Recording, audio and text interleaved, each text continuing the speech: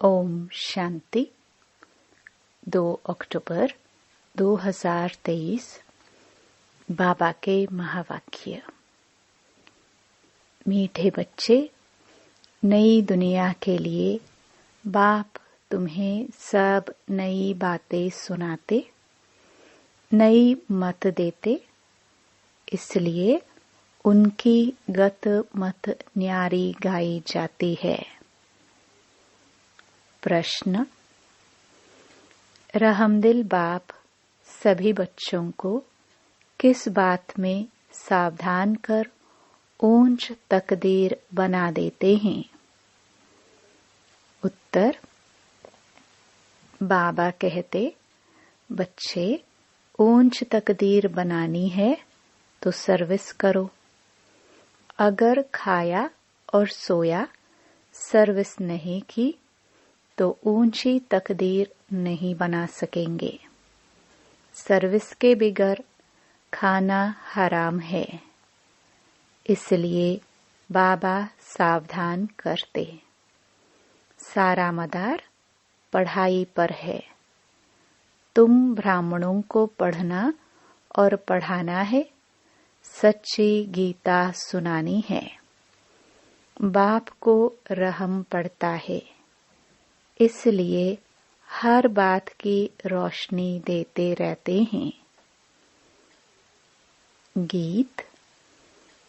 जिस दिन से मिले हम तुम। ओम शांति। रूहानी बाप समझाते हैं, जब बच्चों को बेहद का बाप मिलता है तो हर एक बात नई सुनाते हैं, क्योंकि यह बाप नई दुनिया स्थापन करने वाला है। मनुष्य तो ऐसी नई बातें सुना ना सके। बाप, जिसको हेवनली गॉड फादर कहा जाता है, वह बेहद का बाप स्वर्ग की स्थापना करने वाला है। नरक की स्थापना करने वाला है रावण। 5 विकार स्त्री में, 5 विकार स्त्री में, 5 विकार पुरुष में, वह हो गई रावण सांप्रदाय। तो यह नई बात सुनाई ना। स्वर्ग बनाने वाला है परम पिता परमात्मा, जिसको राम कहते हैं। नरक बनाने वाला है रावण, जिसका चित्र बनाकर वर्ष वर्ष जलाते हैं। एक बार जल गया तो फिर उनका एफिजी देखने में थोड़े ही आएगा। वह आत्मा जाकर दूसरा शरीर लेती है। फीचर्स आदि बदल जाते हैं। यह है रावण के वही फीचर्स वर्ष वर्ष बनाते और जलाते हैं। वास्तव में जैसे निराकार शिव बाबा का कोई फीचर नहीं, वैसे रावण का भी कोई फीचर नहीं। यह रावण तो विकार है। बाप ये समझाते हैं, मनुष्य भक्ति मार्ग में क्या चाहते हैं? भगवान आते ही हैं भक्ति का फल देने व रक्षा करने, क्योंकि भक्ति में दुख बहुत है। सुख है अल्पकाल क्षण भंगुर। भारतवासियों का बिल्कुल दुखी जीवन है। कोई का बच्चा मरा, कोई का देवाला निकला, जीवन तो दुखी रहता है ना। बाप कहते हैं, मैं आता हूँ सभी का जीवन सुखी बनाने। बाप आकर के नई बात बताते हैं, कहते हैं, मैं आया हूँ स्वर्ग की स्थापना करने। वहाँ तुम विकार में नहीं जाएंगे। वह है निर्विकारी राज्य, यह है विकारी राज्य। अगर तुमको स्वर्ग का राज्य चाहिए तो वह बाप ही स्थापन करते हैं। नरक का राज्य रावण स्थापन करते हैं। तो बाप पूछते हैं, तुम स्वर्ग में चलेंगे? वैकुंठ की महारानी महाराजा विश्व के मालिक बनेंगे। यह कोई वेद शास्त्र आदि की बातें नहीं है। बाप ऐसे नहीं कहते कि राम राम कहो व दर दर धक्के खाओ, मंदिरों तीर्थों आदि में जाओ व गीता भागवत आदि बैठकर पढ़ो। नहीं, सतयुग में तो शास्त्र होते नहीं। तुम भल कितने भी वेद शास्त्र आदि पढ़ो, यज्ञ जप तप दान पुण्य आदि करो, यह है ही धक्के खाना, इनसे प्राप्ति कुछ भी नहीं। भक्ति मार्ग में कोई एम ऑब्जेक्ट नहीं है। मैं तुमको स्वर्ग का मालिक बनाने आया हूँ। इस समय सब नरकवासी है। अगर कोई को कहो तुम नरकवासी हो तो बिगड़ेंगे। वास्तव में तुम जानते हो नरक कलयुग को और स्वर्ग सतयुग को कहा जाता है। बाप वैकुंठ की बादशाही ले आए हैं। कहते हैं स्वर्ग का मालिक बनना है तो पवित्र जरूर बनना पड़ेगा। मूल बात सारी पवित्रता की है। कई मनुष्य कहते हैं हम पवित्र तो कभी नहीं रह सकते। अरे तुमको पावन बनाते हैं स्वर्ग ले चलने लिए। पहले वापस शांति धाम में जाकर फिर स्वर्ग में आना है। सभी धर्म वालों को कहते हैं देह को छोड़ अशरीरी बनकर जाना है। इसलिए देह के अभिमान को तोड़ो। मैं क्रिश्चियन हूँ, बौद्धी हूँ, ये सब हैं देह के धर्म। आत्मा तो स्वीट होम में रहती है। तो अब बाप कहते हैं वापस मुक्ति धाम चलेंगे, वहां तुम शांति में रहेंगे। बताओ तुम वापस कैसे चल सकते हो? मुझ बाप को और अपने स्वीट होम को याद करो। देह के सब धर्म छोड़ो। यह मामा है, काका है, चाचा है, इन सब देह के संबंधों को छोड़ो। अपने को देही समझो। मुझे याद करो। बस यह है मेहनत। और मैं कुछ नहीं सुनाता हूँ। शास्त्र आदि जो पढ़े हो वह सब छोड़ो। मैं नई दुनिया के लिए तुमको नई मत देता हूँ। कहा जाता है ना, ईश्वर की गत और मत न्यारी है। गति कहा जाता है मुक्ति को। बाप नई बात सुनाते हैं ना। मनुष्य भी जब सुनते हैं तो कहते हैं यहाँ तो नई बातें हैं, शास्त्रों की कोई बात नहीं। यूं तो है गीता की बात, परंतु मनुष्यों ने गीता को भी खंडन कर दिया है। मैंने तो गीता पुस्तक कुछ भी नहीं उठाई है, वह तो बाद में बनती है। मैं तो तुमको ज्ञान सुनाता हूँ। ऐसे कभी कोई नहीं कहेंगे कि तुम मेरे सिखिलदे बच्चे हो। यह निराकार परमात्मा ही कहते हैं। निराकार आत्माओं से बात करते हैं। आत्मा सुनती है। यह शरीर है ऑर्गन्स। यह बात कभी कोई समझते नहीं। वह मनुष्य मनुष्यों को सुनाते हैं। यह परमात्मा बैठ आत्माओं को सुनाते हैं। हम आत्माएं सुनती हैं इन कानों द्वारा।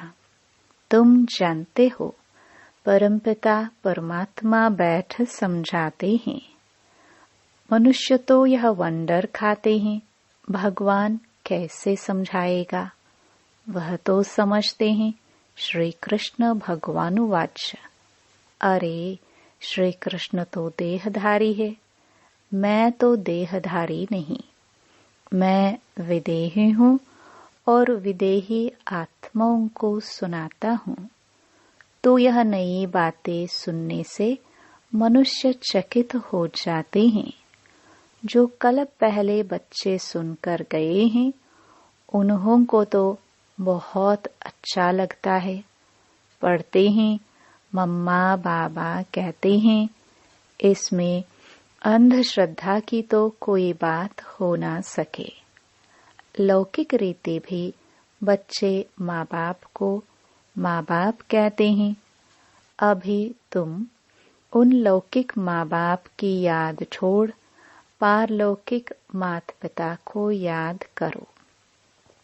यह पारलौकिक माँ बाप तुम्हें अमृत की लेन देन सिखलाने वाले हैं। कहते हैं, हे बच्चे, अब विष की लेन देन छोड़ो। मैं तुमको जो शिक्षा देता हूँ वह एक दो को दो तो तुम स्वर्ग के मालिक बन जाएंगे। थोड़ा सुनेंगे तो भी स्वर्ग में आ जाएंगे। परंतु औरों को आप समान नहीं बन सकते, तो दास दासी जाकर बनेंगे। दास दासियों में भी नंबरवार होते हैं। बच्चों को संभालने वाले दास दासियां जरूर अच्छे मर्तबे वाले होंगे।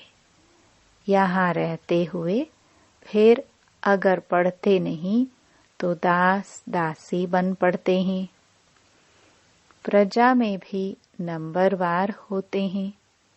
जो अच्छी रीति पढ़ते हैं वह इतना ऊंच पद पाते हैं।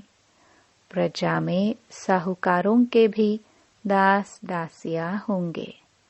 हर एक को अपनी शक्ल देखनी है। हम क्या बनने लायक है? बाबा से अगर कोई पूछे तो बाबा झट बता देंगे। बाप तो सब कुछ जानते हैं और सिद्ध कर बतलाते हैं कि इस कारण यह तुम बनेंगे। भल सरेंडर किया है, उसका भी हिसाब किताब है।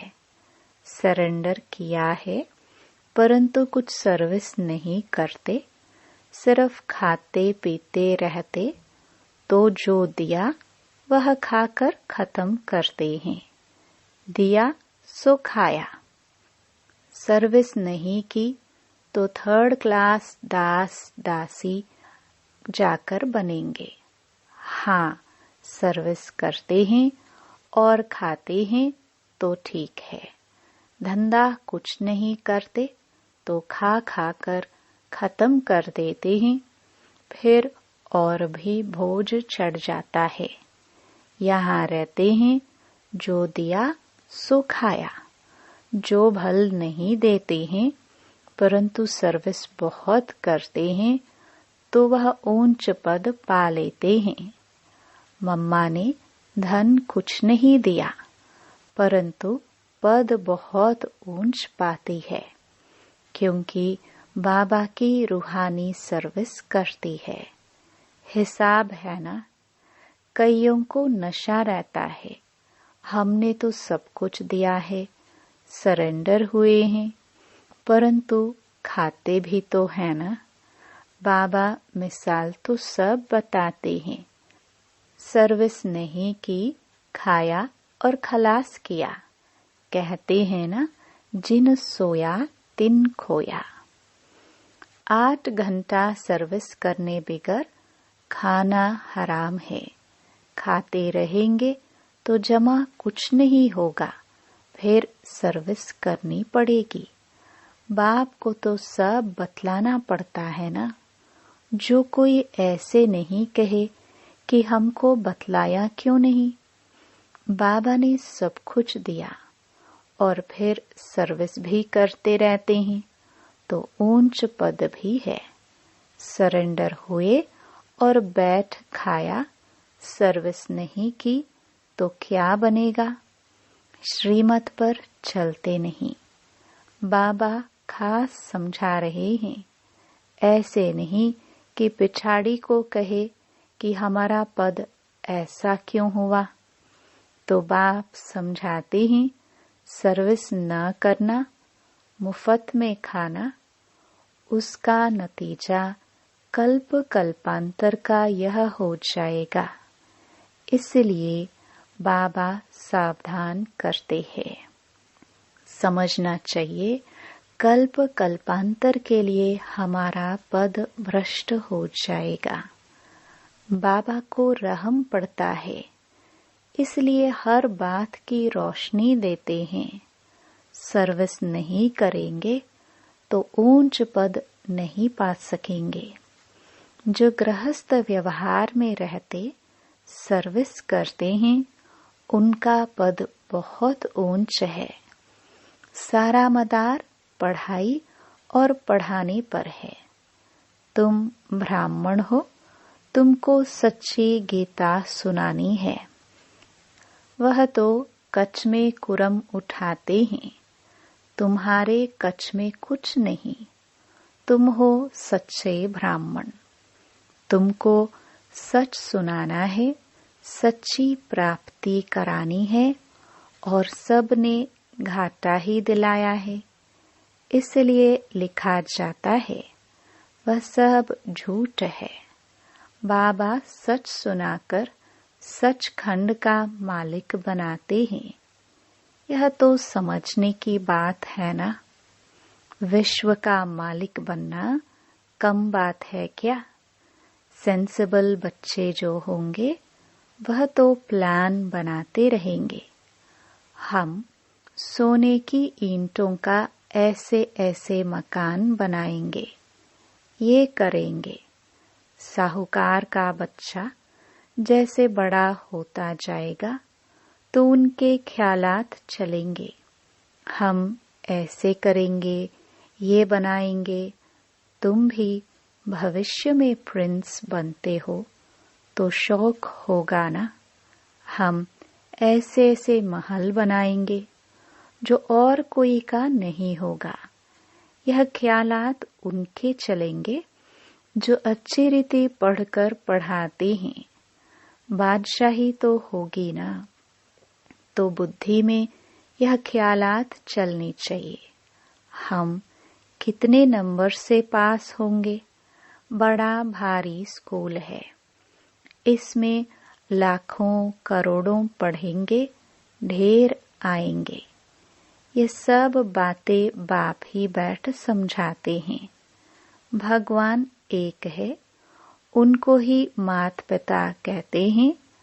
वह आकर एडॉप्ट करते हैं। कितनी गुह्य बातें हैं। यह नया स्कूल है, नया पढ़ाने वाला है। कितनी अच्छी रीति समझाते हैं। झोली उनकी भरेगी जो लायक होंगे। बाप को याद करेंगे। माँ बाप को कभी कोई भूलता नहीं है। फिर संगम युगी बच्चे बाप को भूल कैसे सकते हैं। अच्छा, दुनिया धमचक्र में है और तुम बच्चे चुप हो। चुप में है शांति, शांति में है सुख। तुम जानते हो, मुक्ति के बाद फिर है जीवन मुक्ति। तुम बच्चों को सिर्फ 2 अक्षर याद हैं, अलफ अल्लाह और बे बादशाही। सिर्फ एक अलफ को याद करने से बादशाही मिल गई। बाकी क्या बचा? बाकी रही छाछ। अलफ मिला, गोया मक्खन मिला। बाकी सब है छाछ। ऐसे है ना। हम चुप रहते हैं, जानते हैं चुप रहकर हम श्रीमत पर चलते हैं। परंतु वंडर यह है कि बच्चे अलफ को भी पूरा याद नहीं करते, भूल जाते हैं। माया तूफान लाती है। बाप भी कहते हैं मन मना भव, मध्याजी भव। गीता में अक्षर हैं, तो तुमको गीता वालों से अर्थ पूछना चाहिए कि मन मना भव मध्याजी भव का अर्थ क्या है। बाप कहते हैं, मुझे याद करो तो तुमको बादशाही मिलेगी। सब देह के धर्म छोड़ देही बन जाओ और बाप को याद करो तो बादशाही मिलेगी। ग्रंथ में भी कहते हैं, जपो अलफ को तो बादशाही मिलेगी। सचखंड की राजाई मिलती है। हम दुनिया से बिल्कुल न्यारे हैं और कोई भी ऐसे नहीं कहेंगे। बाप तुम्हें नई बातें सुनाते हैं, बाकी सब पुरानी बातें ही सुनाते हैं। बात बड़ी सहज है। अलफ के बनो तो बादशाही मिलेगी। फिर भी पुरुषार्थ तो करना पड़े। आप सामान बनाने की जितनी सर्विस करेंगे उतना फल मिलेगा। मनुष्य न अलफ को जानते हैं न बे को जानते हैं। बे माना बादशाही का मक्खन। श्री कृष्ण के मुख में मक्खन दिखाते हैं ना। जरूर स्वर्ग की स्थापना करने वाले ने ही बादशाही दी होगी। अच्छा, मीठे मीठे सिखिलदे बच्चों प्रति मात पिता बाप दादा का याद प्यार और गुड मॉर्निंग।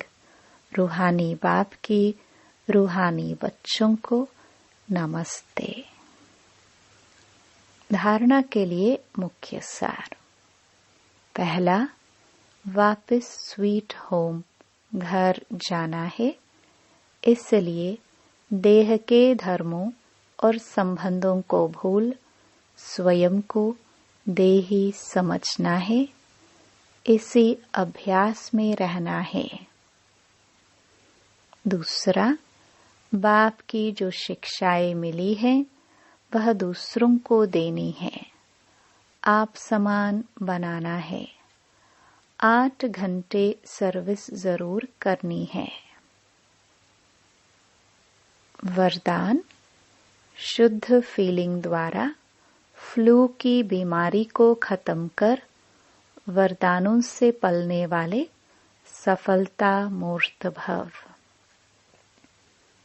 सभी बच्चों को बाप दादा की श्रेष्ठ मत है, बच्चे सदा शुद्ध फीलिंग में रहो। मैं सर्वश्रेष्ठ अर्थात कोटों में कोई आत्मा हूँ।